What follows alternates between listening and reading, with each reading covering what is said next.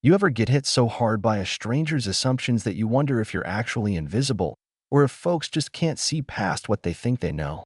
That was me, that morning on the tarmac in Santa Barbara, except, let me tell you, it ended with a twist no one on that jet was ready for, least of all the woman who decided to play security, judge, and jury before coffee even hit my bloodstream. It started like this. Cool breeze, private jet gleaming under the California sun, a couple of execs up front prepping for their cross-country flight, and me, dressed in black joggers, hoodie, hair pulled up, sneakers scuffed to the bone. Just another Tuesday for me, but apparently that outfit was a red flag for somebody in pressed navy polyester. Now, if you've ever flown private, yeah, it's fancy, but after a while it's just a metal tube with better snacks. You know there's supposed to be a little chill. Not today.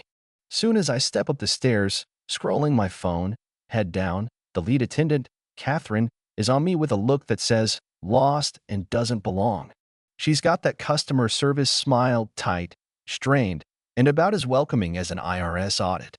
"Excuse me, ma'am, this is a private flight," she says, and I swear I can feel the co-pilot sizing me up from behind her shoulder. I just nod. I know. That's not enough for Catherine, though. "Are you sure? This jet is reserved for Meridian Lux Aviation. Charter only." That's when Tony, the younger flight attendant, calls from the galley. She's on the manifest. Top of the list. Catherine's mouth snaps shut, but her eyes don't buy it. Not for a second. Now, a normal person might have backed off right there. Let the client take her seat, enjoy the view, mind their business. Not Catherine. She watches me stow my bag, cross my legs, sink into that cream leather like I've done it a million times, which I have. And instead of moving on, she marches up again, wants my ID. Wants to verify something, as if her own coworker didn't just say I was cleared. I ask, is there a reason I'm getting asked twice? She hits me with standard protocol. I almost laugh, but I keep it level. No, it's not. I mention I've flown with them 12 times this year, and her nostrils flare. But Tony is back, calling out, "We're good. Let it go." Except Catherine just can't. She leans in closer, lowers her voice, says, "This is a high-security charter. We don't get people in sweats and hoodies unless there's a problem." And man, I get it. She thinks the problem is my clothes. She doesn't say it, but she doesn't have to. So I stand up. We're eye to eye, and I say, "I didn't think I was anybody." "You did. That should have been it." But Catherine's pride was on fire. She grabs my arm, gentle but not really, a move that says, "You need to leave." I pull back, quiet but firm. "Don't touch me." Instead of stopping, she loses her grip, literally and figuratively. She slaps me. One clean, open-handed, angry slap. The sound in that cabin, I swear you could hear hearts stop. Tony yelps, "What the hell are you doing?" The couple in the back go still as statues.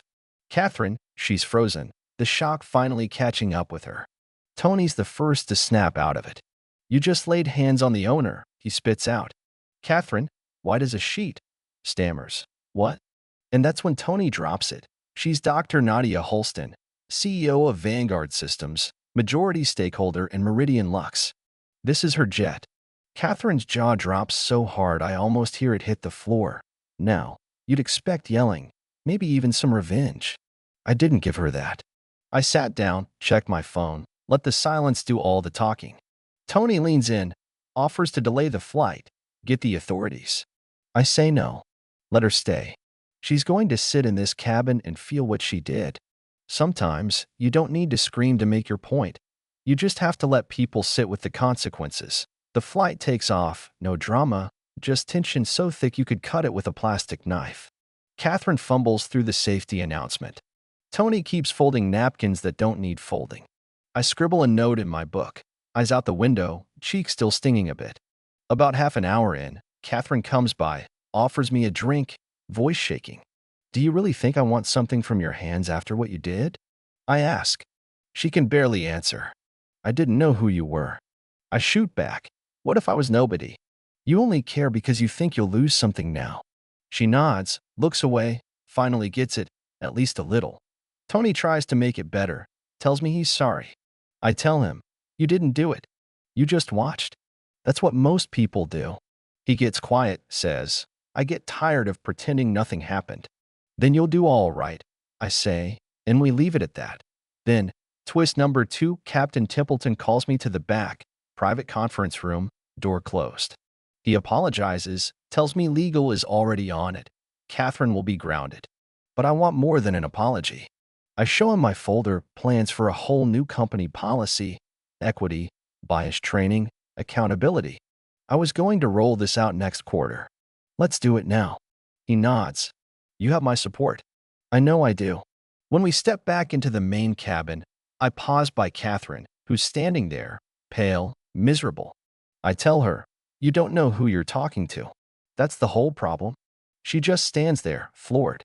The silence feels different now, less shame, more anticipation. There's 2 hours left in the air, but for Catherine, that flight's already over. Before we land, Catherine tries one last time. Can I say something? I nod. She admits she messed up, judged me on sight, didn't even think. I let her finish, then ask, how long you been flying? She tells me her whole story, all the different clients, all the types of people she's seen. And still, you saw me walk on in a hoodie, and you assumed I didn't belong. She owns it.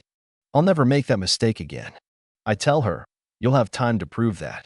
She's not fired, she's benched, sent to retraining, and only if she owns it and grows, maybe she'll fly again.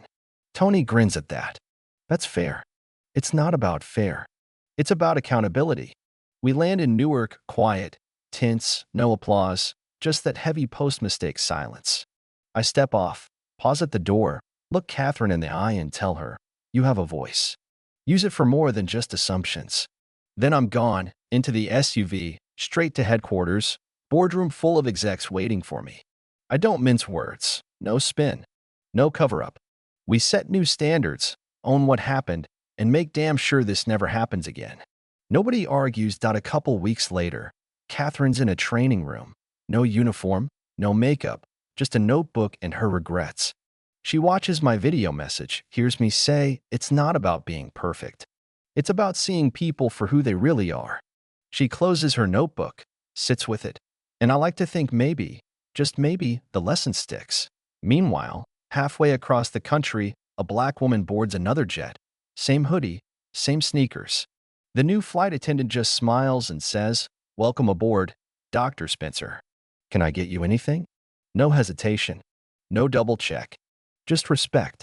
The world doesn't change in a day, or one flight, or one mistake. But it starts somewhere, with someone willing to stop pretending, stop assuming. Sometimes it takes a slap to wake people up. Sometimes the quietest person on board is the one who could change everything. If you just bother to see her. If this story makes you stop and think, even for a second, about how you treat people you don't know, let's hear about it. Where do you stand?